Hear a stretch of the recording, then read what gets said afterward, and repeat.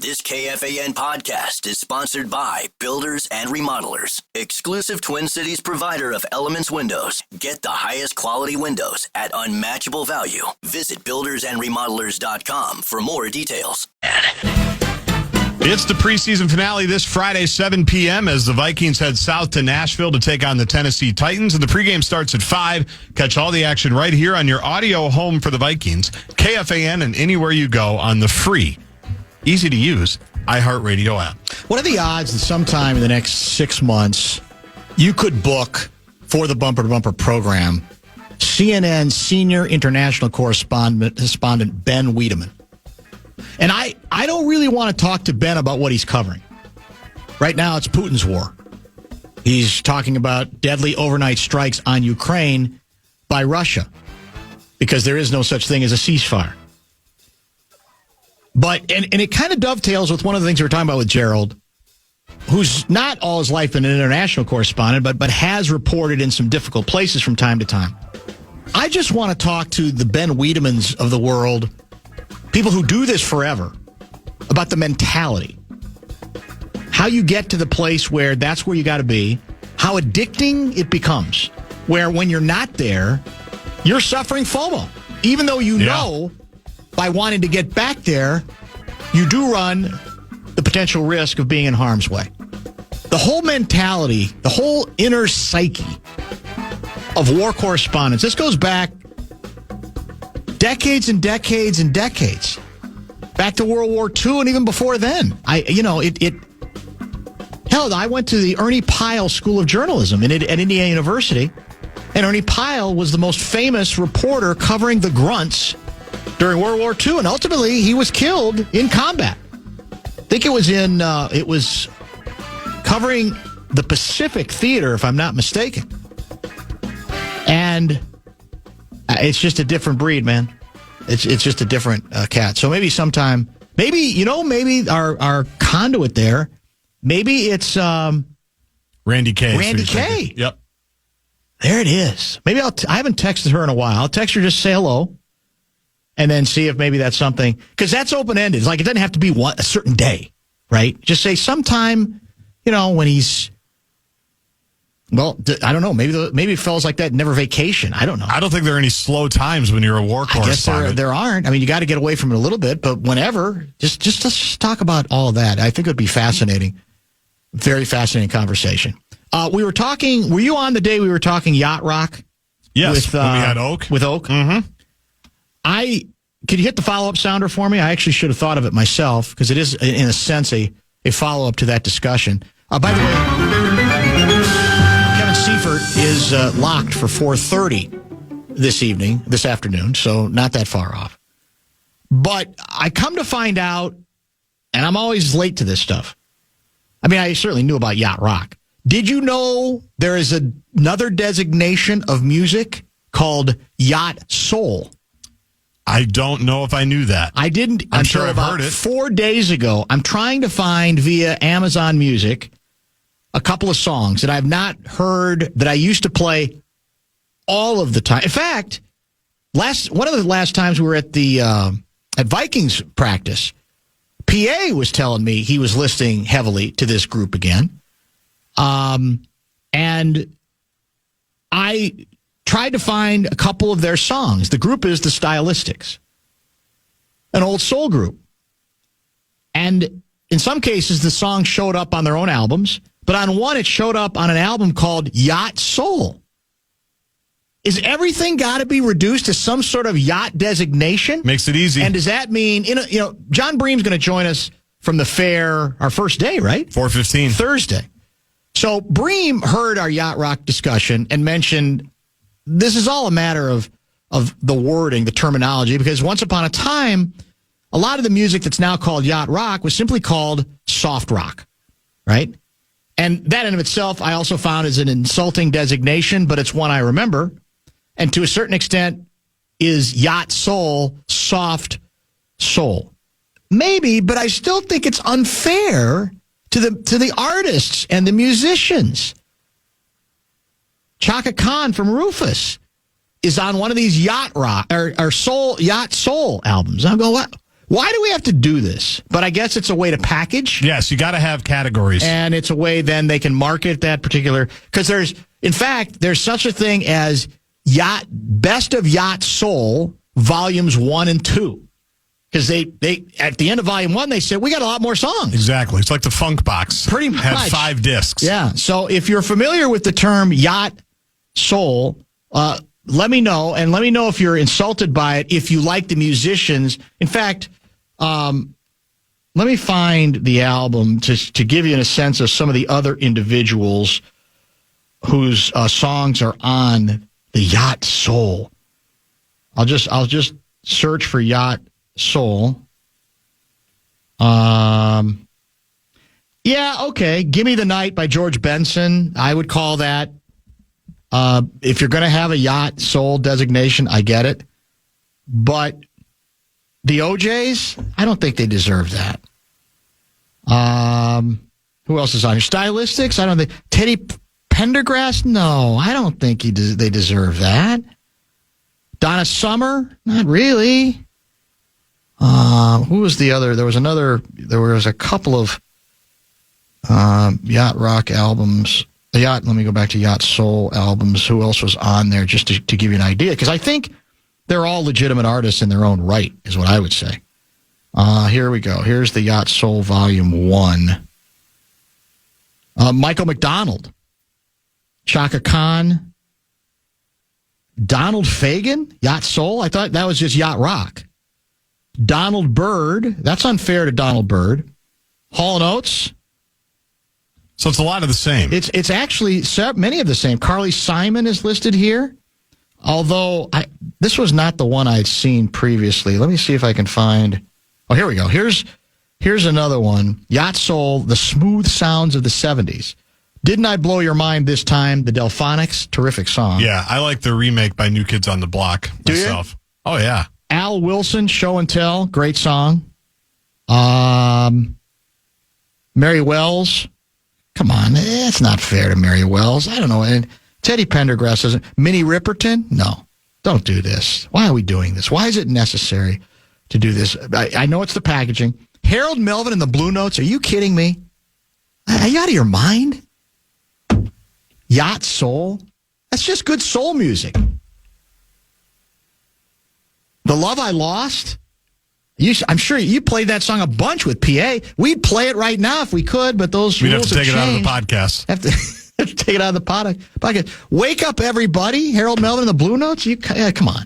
All right, let's stay on schedule. A break, couple texts reacting to a lot of stuff from the first hour and change of the show, and then Seifert to talk Vikings. Life moves fast. A new home, a new baby, a new chapter. But without an estate plan, your future's still vulnerable. With Trust and Will, you can name guardians, start a trust, create healthcare directives, and more. All online in about an hour. It's attorney-designed, state-specific, and built to protect what you love. Plans start at just $199, and every plan is safe, secure, and kept completely private. From families with young kids to adults caring for aging parents, Trust and Will makes it simple to take control. Without a law office, paperwork stress, or court delays. Go to trustandwill.com and use code RADIO to save 20%. Start your plan today. Don't wait for life to force your hand. Estate planning is one of the smartest, most loving things you can do. Trust and Will is an online estate planning service. See website for details. Trust and Will. Fourth.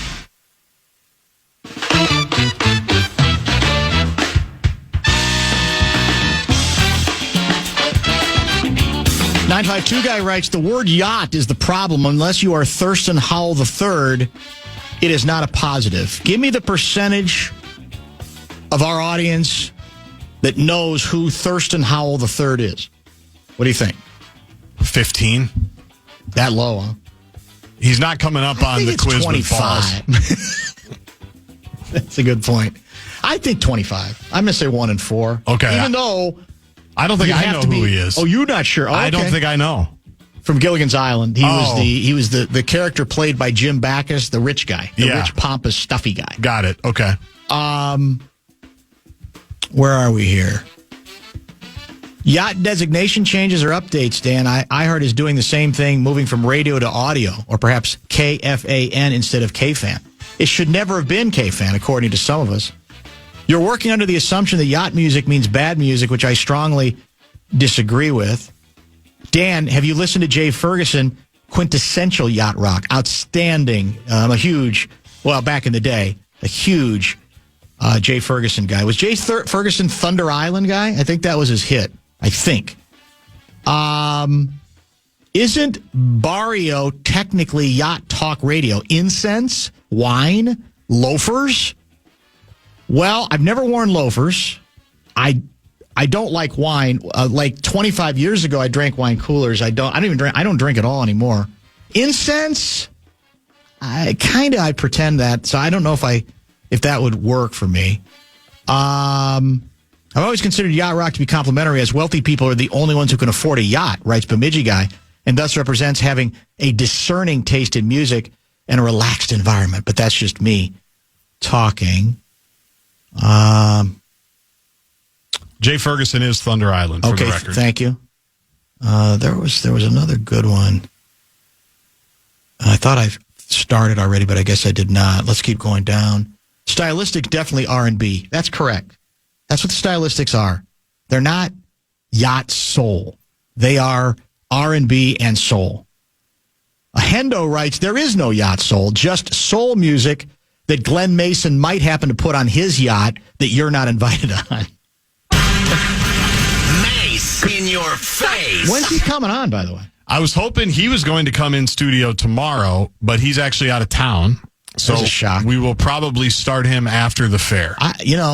Don't tell him I said this, and I know he doesn't listen to the show. Certainly, even when he's here local, Nope. whether or let alone out of here. He does not. I don't want this compliment to ever get back to him. But I think we got to give Mace credit for something. We want to believe, oh, God, he must miss it. He's a football coach. He must miss being in the mainstream. He must miss, being out front with everything.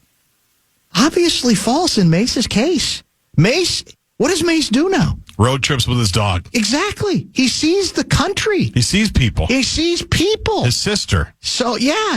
Gary Holman. More power to him, man. He is not Trooper Joe. wallowing in the past in the way that we want to assume that coaches who coached as long as he did might be. I don't think he falls into that classification. I remember being in Kuwait, writes Mike in Chaska, when Daniel Pearl was beheaded. We were furious, but even as soldiers who work with locals, we felt vulnerable. I vividly remember being so horrified as a 20-year-old kid that someone would be beheaded in the 21st century. It was. The worst part of that was, for at least what my recollection of it is, you could find it online, right, if you wanted to watch it. I obviously was in the group that didn't want to watch it.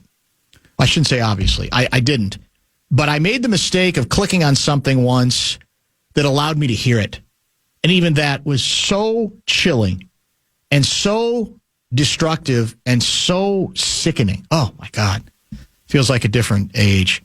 Dan, adding the yacht qualifier in front of an album, very popular with the younger generation. So again, that's all packaging. Yes, they're trying to get to the kids and make it a clean spot to find it. Fine, but I'll say again, I do think it comes at the expense of the artist a little bit, because I do think I think it's a little bit demeaning of a term, a little bit diminishing. Like, well, this is without the edges. And we talked about this the other day. The notion that you have to apologize if you don't constantly want to listen to, music that's edgy and that is a little bit not as polished. Come on. I'm too old to play those games any longer. And I just think a lot of these artists are extremely talented. Period. End of story. But again, maybe this is all about money. This is from All the Best Monikers Are Taken guy. Dan, Tina Fey did a motion picture called Whiskey Tango Foxtrot, based on the real-life reporter Kim Barker and her exploits in Kabul circa 2002. Much of the movie is based on the very notion you're talking about, the addictive nature of hazardous news reporting and its effect on the psyche. Worth a watch in my estimation, especially considering your fascination with that particular facet of war reporting. I will take that up as a good tout because I've never seen the film. What's the movie? What's the film? Is it called The Hurt Locker? In which, was that the one in which the lead character was someone who had to defuse bombs, as I recall? Yes. And obviously one of the most dangerous jobs you could have in the military. And yet, when he came back to the country, he found it so wanting and so different that he never could adjust to it. Isn't that the story? The story that he insists basically on going back because he misses the adrenaline, the juice of the entire military experience. Wasn't that The Hurt Locker? I think you're right. I think it was. There was also the Bradley Cooper movie. Oh, maybe that's the one I'm along thinking those lines. What was that one called? I think American Sniper. That might have been. Maybe that's what I'm thinking, or maybe it's a little bit of both. I'm not sure. Dan, I don't have a yacht, but if I did, I'd listen to you while I'm on it. I think this designates you as yacht talk genre, or as the yacht talk genre. Let's see if we can get in that playlist. I guess I'll take it. Help our podcast numbers. I guess I'll take it. Ernie Pyle suffered essentially a good bit of PTSD after his time in Europe. He spent some time stateside, then redeployed to the Pacific, and was killed by a sniper while embedded with troops on Leshima off of Okinawa. Thanks for the history lesson from Barry out of Blaine. Very much appreciated. Dan, did you know there's a Yacht Rock documentary on Netflix? In fact, that was the inspiration for our conversation with Brian Oak. I finally saw that documentary not that long ago, even though I think it came out a year ago, and that's sort of gotten us all completely down this particular line. How many in our audience, I'll ask again for a percentage. When 612 guy writes, do you remember the K-Tel albums? What's the percentage of our audience that knows exactly what 612 guy is referring to? I'm going to go in the same ballpark. I think it's less. Yeah, 10, 15, 20%. I think it's more like 10%.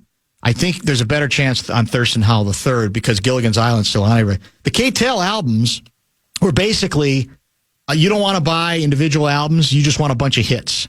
So K-Tel would aggregate mainly, hit songs, top 40 songs, and put them on one album and then another album and then another album. How many people in our audience ever took advantage of the Columbia Record Club deal where back in the day, this was the bit. This was the tease. They'd say, you can select from our list 11 albums for $1. But the catch is you're going to have to buy an album every month for like the next 25 years. And it'll be at a marked up price. And if you don't turn the card back in that says you do not want the album of the month, but you want a different one, they automatically send that album to you, and then you have an album you don't even want. Yeah, I bet. I did it in college. Did you? Oh, my God. Yeah, because it was it always intrigued me. You get 11, hey, I can add 12 albums to my collection, but then you do, I forgot to turn the card in, and I got, then I got an album I got Tchaikovsky. I wasn't really in the mood for Tchaikovsky, but that's what they sent me. That's the downside. It seemed like a great deal. Front end, it was a very good deal. Speaking of good deals, Kevin Seifert covering the Minnesota Vikings. Lots to catch up with him, and that is coming up next. Life moves fast. A new home, a new baby, a new chapter. But without an estate plan, your future's still vulnerable. With Trust and Will, you can name guardians, start a trust, create healthcare directives, and more. All online in about an hour. It's attorney-designed, state-specific, and built to protect what you love. Plans start at just $199, and every plan is safe, secure, and kept completely private. From families with young kids to adults caring for aging parents, Trust and Will makes it simple to take control, without a law office, paperwork stress, or court delays. Go to trustandwill.com and use code RADIO to save 20%. Start your plan today. Don't wait for life to force your hand. Estate planning is one of the smartest, most loving things you can do.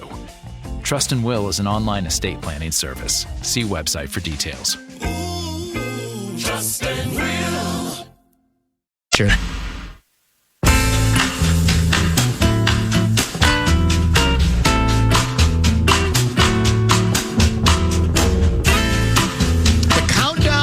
is on, ladies and gentlemen. We are down to a single meaningless preseason game in 2025 for your Minnesota Vikings before we start keeping score for real on that very first momentous Monday night in Chicago, Illinois. Our next guest will be there. He's covered many a Vikings Bears game at Soldier Field in Chicago. He'll be there on that Monday night of the opener. Kevin Seifert joins us via the Connecticut Water Systems hotline. How many games do you think you've covered at Soldier Field? At Soldier Field? Yeah. I would say in the 20s to 30s, probably. It got to be in that range, yeah. Yeah, I mean, I've covered the NFL for 25 years, so at least once a year. And then when I did the NFC North, I was in Chicago multiple times a season. So I'm probably in the 30s somewhere. Unfortunately, you were not at Soldier Field for the Bears tour de force on Sunday night, which you dismissed immediately as meaningless, but which I think football insiders who study the All-22 saw exactly what Ben Johnson is implementing and what he is building. Well, I'll defer to my guy, Dan Orlovsky, who was head over heels for Caleb Williams' performance in that game, noting that I think of the 6 completions, they were all like one-hitch throws. Yes. That is a major accomplishment for Caleb Williams, who was holding the ball way too long, pretty much last year and other years. And so certainly we'll give credit to that.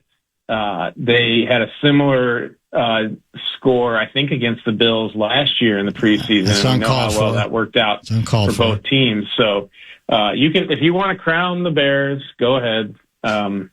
But we knew who they were when we took the field. All right, we'll talk. We got time to get into that. There'll be plenty of time to preview all of that as we get a little bit closer to the opener. I want to start with a text I got from a Vikings fan much earlier in the show. Dan, I read today that Van Ginkel hasn't practiced in weeks and has been watching practice in street clothes. Is this a T.J. Hawkinson earache? Is he Anthony Davis? Could you ask Seifert to shed some light on this? It's definitely not by the T.J. Hawkinson reference you're talking about a hold-in contract-wise. It's definitely not that. He got a contract extension in the offseason, so that was taken care of. This is my understanding. He's one of a handful of veteran guys who has not really done much in the past week or so. They do not have to release injury reports, and so I do not have confirmation of what the injury is. But it's not something that's like keeping him from walking around because he's been on the practice field watching a fair bit. So I do not believe that this is like a long-term issue at all. And while I can't say exactly what it is because I don't know, the indications are that this is not something that's going to impact him in week one. Do we know why we don't know what it is, though? Well, I mean, the injury, like we usually find out what type of injury somebody has when the injury report comes out, and the injury report doesn't start coming out in the NFL until the Wednesday of week one. And so the Vikings aren't obligated to tell us. And frankly, like, they told us on JJ. What's that? They told us on Justin Jefferson. Yeah, they did. And so sometimes they tell us, and sometimes, frankly, like, you know, I think at one point Kevin O'Connell said that Van Ginkel's out for a little while with an injury, and if you want to blame me for not following up on what the injury was, you can. I think that's. I mean, I don't think anyone's keeping a secret of it. I just don't know that anybody specifically pushed hard on it to find out. Do we have, in your mind, certainty at the backup quarterback position? No, and I don't mean to, and that's not the same thing as saying is there chaos or is there big trouble. I just can't say, like, there's 4 quarterbacks on the roster, and are they going to keep 4 quarterbacks? And if they don't, who is going to be the one to go? And are they going to try to get somebody on the practice squad, or are they going to want to keep 3, I suppose, on the active roster? That's where it's unsettled. I don't know. I think they're going to be, they're going to have a competent backup to J.J. McCarthy. and it's probably somebody that's on the roster right now. I don't know if that means it's Sam Howell or Brett Rippon. Max Brosmer has looked very good as well. There's precedent here for them to go out and get somebody from the outside. They traded for Nick Mullins a few years ago. That was a kind of a unique situation in that somebody who was already familiar with their offense from his time in San Francisco was available for a trade that really, I think they gave up like a 7th-round pick or something like that. I don't know if all the worlds are going to align, the stars will align in that way this year. So I don't know if the Vikings know who their number 2 is going to be, but I do think they have some decent options on the roster. It can't be Brosmer, though, can it? Well, I mean, you would have him starting based on what you say about him. Well, that's one of the reasons I don't think you can have his number 2, because then I think he's a threat to McCarthy. If you've got him as number 3, then there's a little bit less pressure in that regard. Yeah, like you can only put that. They need to do that because if the number 3 quarterback can only come in the game when the number 1 and the number 2 are hurt. And if they recover during the game, they have to be put back in. So will be rules to keep Brosmer off the field in that case. I don't think that's the likeliest scenario, but I don't feel like there's like a massive gap between him and the other 2 people who are behind McCarthy. And so I'm looking forward to Friday night's game. I think Brosmer is going to get a lot of action in that game, and we'll see what he does with it. So we, by the way, have, I guess, Vikings fans have reason to root a little bit for a former Viking quarterback, Daniel Jones, right? Because Jones, as I understand it from your guy Schefter, now that he is starting for the Colts, we could be in line for a 4th-round compensatory pick in next year's draft. But I guess that's all based on how much he actually plays, not just that he's designated as the starter. Correct. But I mean, today the Colts coach Shane Steichen said that Daniel Jones is the starter for the season. They're not going week to week. They're not just going to wait a few weeks and then see if Anthony Richardson who was their young guy that they drafted a few years ago, see if he might be in a better spot. Like, this was the decision made for the season. So assuming Daniel Jones stays healthy, there's a good chance that they'll get, whether it's a 4th or 5th, or we'll see what it ends up being, but that they'll get a significant compensatory pick. And that really is for, having him, not even having him on the practice squad. In the playoffs, if you remember, the Vikings added Daniel Jones to the 53-man roster, and basically the reason why was that if he left and signed somewhere else, it would put them into the compensatory formula. We have to go get a wide receiver, don't we? I mean, you would think, and really the question is, like, what level? Are we talking about somebody who can, be one of their top 3 receivers and be a playmaker right out of the gates, or is it somebody who just can provide depth and reliability? And so, because right now you're looking at week 1, Justin Jefferson, I think, he's back in practice, and I think it's all systems go for him for week 1. We know that Jordan Addison's going to be suspended, and Jalen Naylor has his hand surgery. I don't know that he had surgery, but it certainly seems to be something that is being considered. And even if he somehow gets back on the practice field by week 1, he'll have missed, not insignificant amount of time prior to that. And so we'll see where he stands. And then the depth behind them, is almost entirely untested. The rookie Ty Felton is there. They've been using Tim Jones, who I think they kind of signed as a special teams player. But they've been using him as their 3rd receiver in some of these practices this week. So, you would think that even just from depth purposes that there would be a need to do that, and we'll just see what level they decide to go. Anything else? What did you take out of the second preseason game? I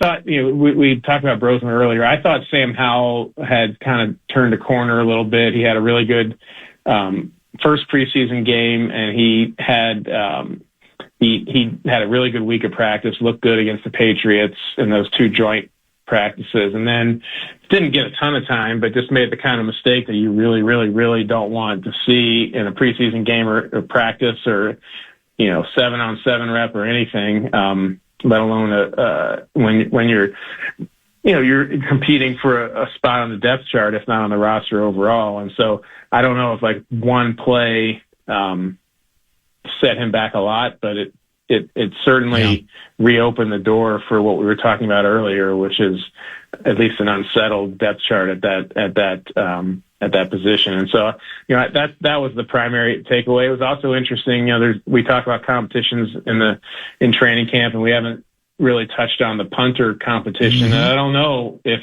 it's a true competition, but Oscar Chapman, who was competing with Ryan Wright, got more opportunities to punt, did a good job, and also more opportunities to hold for Will Reichard, which was interesting because teams typically don't like to mess with their kickers if they don't have to. But that told me that this has moved at least from a two punters in camp situation to two punters, legitimately competing with each other, which I thought was interesting. Could Brosmer play wide receiver in a pinch? No, but earlier in camp, yes, he'll do whatever the team needs. Earlier in camp, I was talking to Josh McCown, who's the quarterback's coach, and I was reminding him and some other people were standing around that he once played receiver in the NFL.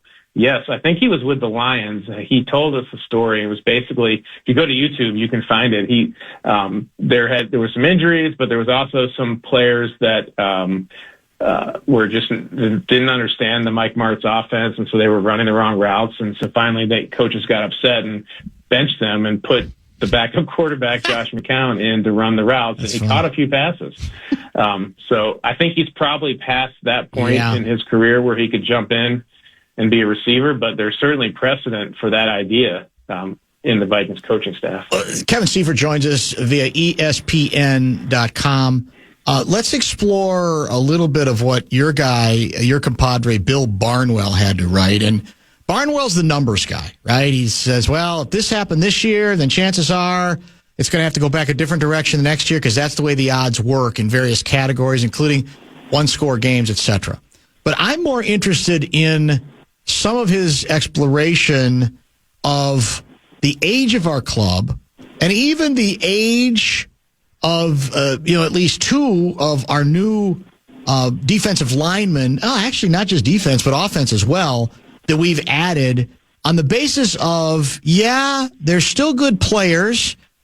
In some cases, they might be a little bit past their prime, and there's also the question about how often they will be available. What did you make of all of that? Yeah, I mean, I think it was smart, and I think it reflected a lot of what we talked about in terms of the way the Vikings have built their team and gone about team building, which is, the big theory is that they have a quarterback on his rookie contract in J.J. McCarthy, and so they don't have to they're not spending the money and salary cap space that they used to at the quarterback position, so they were able to apply that elsewhere. And in these cases, they're not the defensive lineman that they signed and the offense, at least the center Ryan Kelly that they signed, not ideal free agents, not in that age 26 window where they're getting their second contracts, but still really good players if you can keep them healthy. But the big picture is that you have a very, now even more of a veteran aging roster around a quarterback in his first year as a starter. And so that, to me, and the timing is never going to be perfect, but I guess the point is the timing is not perfect. Ideally, you would want a quarterback who's had a little bit of runway here in the NFL and then is kind of coming into his prime to join this particular roster. But the timing is never perfect to me. You never have all the ducks in a row. You never have every single thing going exactly the way you would hope in an ideal scenario. And so the challenge for the coaching staff and the players as well is how do you overcome the particular deficiencies and shortcomings that your roster has compared, to the fact that every other team also has some shortcomings and deficiencies, and whoever minimizes those are, usually going to be the teams that do very well. And so I took what he was saying as just kind of fact-based, like they have a really, potentially the NFL's oldest roster and the youngest starting quarterback potentially. And like there's some incongruities there and some reason to think that it could lead to some struggles, especially early in the season. And I don't necessarily doubt that, but I just think that like it's very hard to line every single thing up exactly at the right time to launch into a major playoff run. You know what a purist I am regarding the running game, and not because I want to run 67 times a game, but I want it to be a part of what the Vikings do on a regular basis, more than it has been. They've pledged that's going to be the case. We've heard it over and over again. They've added, you could say, to the offensive line in hopes that will make it easier for them to do it. And yet, even though it was a bunch of backups playing, I'm finding myself annoyed that after the long kickoff return, we've got, I think it was a 1st and goal at the 8. This was with Brosmer. And 3 times we line up in the shotgun. He's never under center. And we pass the ball. So you tell me, like, how often in this offense, in general, is the quarterback under center as opposed to in shotgun? And why in that situation, even though it's, to me, especially because nothing is at stake, we don't say, all right, we all talked about pledging to run the ball inside the 20 or inside the 10. Let's try it. Let's try it for the hell of it rather than set up in the shotgun. Well, I mean, like, I don't know that would necessarily help you in your week one. It's not like they had the starters out there right then. It's not like they... It's a mindset, though, Kevin, a mindset. Yeah, the football philosophy, as Coach O'Connell likes to say. I took note of that as well. A few of us noticed that, and I thought it was just purely, and I haven't followed up to ask, but if I had to make an informed guess, I would think that's purely to give Brosmer those reps. That's the Bursar's theory as well, yeah. And I don't think it's like making an excuse. I think, like, I'll put it this way. If in week one at your glorious Soldier Field, if that exact same thing happens and they run 3 straight passes, then I think we have a real interesting conversation at that point. But in this particular case, I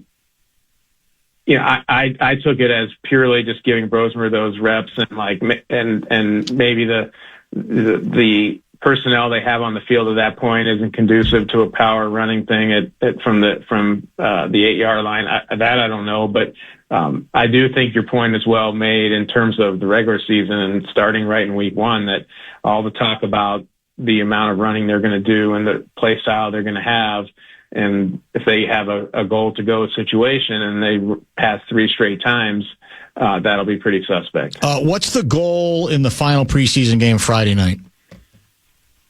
Fill out the back of the roster and get out of there without any incident. I think it's pretty clear. We could see a little bit in practice today in terms of who they're likely to use, and so there'll be some players who will make the final roster that'll be playing Friday night, but not a lot. I think this is very much back at the end, filling out, seeing who they're going to end up keeping and which ones they're not, and protecting everybody else. And so, by the way, we haven't talked about Dallas Turner a lot, I don't think. Maybe I have. Maybe I forgot, because sometimes my memory is not particularly good. Yeah, not too much. But how much are we going to see him, and whose place would he be taking if we see a lot of him? I assume you're talking about regular season, not Friday night. Yes, regular season. Yeah, I think that there's going to be, I'm taking them a little bit at their word, but I've also seen it in action that they kind of are going to have 3 starting outside linebackers. And between him, Andrew Van Ginkel, and Jonathan Grenard, if the Van Ginkel injury ends up being something that holds him out early, then it's clearly that makes it easier from a numbers game. But there's a lot of ways that they could use all 3 of those guys at the same time. And the easiest one is to say, okay, Josh Metellus, you've been the jack of all trades, but now Cam Bynum's gone. We're going to put you at safety next to Harrison Smith, and the jack of all trades player is going to be Dallas Turner. and doing different things and not necessarily covering the deep half of the field or whatever, but being that extra player. And so I think that's one way that we've seen that going on some in training camp, and they've gotten a look at that, and it makes the most sense.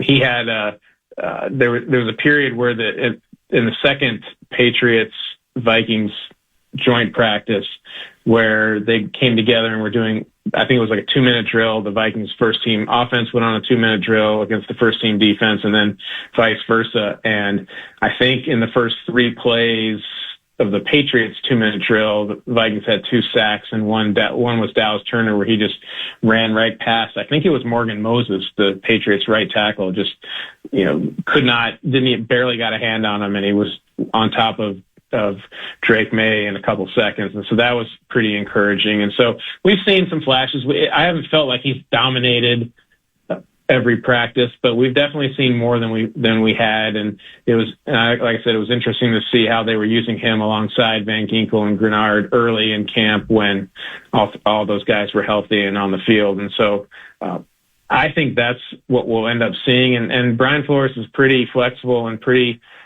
game to game. So there might be some games where there's a lot more reason for him to have Dallas Turner on the field than others. And that's just the way it's going to go until he proves himself indispensable to what they're trying to do. We'll see you at the fair. Can't wait. Can't wait to see you. Yeah.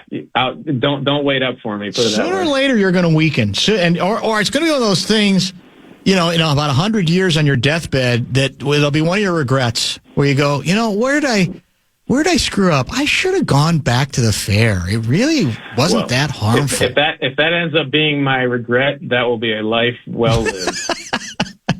You're pretty sure of that?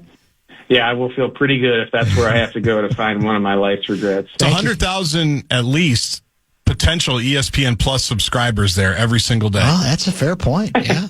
Think about it. Well, I mean, ESPN loves the Bumper to Bumper show, whether I'm on it or not. I see. Okay, I'll take a look at that. I'll consider that. I don't think that's true, but thank you. We'll chat next week. Okay. Thanks. Kevin Seifert joining us. Well, actually, we won't chat with him next week because we'll be at the fair all next week. Real quick here before we break, Steelers guys checked in regarding the Columbia, record club that I was alluding to earlier. He says, I did Columbia Music House in mid-'80s. I still recall the CDs you had to purchase were roughly $18.50 each, as opposed to about $9 in the store. I still have a handful of CDs I never opened because I didn't decline them in time. Yes. Now, in my day, it was albums. CDs didn't exist when I was in college at Indiana University, but he's 100% right. That was the bit. You get the great price up front, and then you pay like double and triple for the monthly albums as well. And somebody else is reminding us, Gargi, that K-Tel was based in Hopkins, right across from Shady Oak Lake. And, of course, I was a Columbia Record Club member. That's Bill from Hopkins. K-Tel was local. And I think that rings a bell, actually. Everything comes back to Minnesota. Sooner or later it does. Speaking of that, Andy Luger in studio. And, in fact, we're going to move him up because we're out at 6 o'clock today. He's already here. He's chomping at the bit to get on. So we'll come back and check in with him on a number of controversial subjects, then turn it over to Lynx basketball at 6. Tomorrow in studio, Alan Page joins the program.